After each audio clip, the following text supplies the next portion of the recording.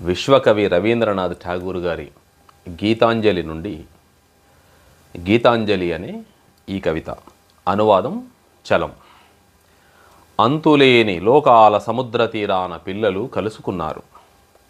పైన అనంతాకాశం నిశ్చలంగా ఉంది.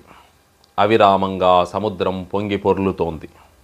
అంతములేని లోకాల సముద్ర తీరాన పిల్లలు అరుపులతో నృత్యాలతో కలుసుకున్నారు. ఇసుకతో ఇల్లు కట్టుకుంటారు. ఉత్త ఆల్చిప్పలతో ఆడుకుంటారు. ఎండుటాకులతో పడవలు చేసి విశాల సముద్రం పైన చిరునవ్వులతో వదులుతారు. లోకాల సముద్ర తీరాల పిల్లలు ఆడుకుంటున్నారు. ఈదడమెట్లానో తెలియదు వారికి. వలలు వేయడము ఎరుగరు. పల్లెవాళ్ళు ముత్యాల కోసం మునుగుతారు. వర్తకులు ఓడల్లో ప్రయాణమవుతారు. కానీ పిల్లలు గులకరాళ్ళని పోగు చేసుకొని వాటిని నీళ్లలో వెదచల్లుతారు. గుప్త భాగ్యరాశుల కోసం వెతకరు. వాళ్ళకి వలలు వేయటం చాతకాదు.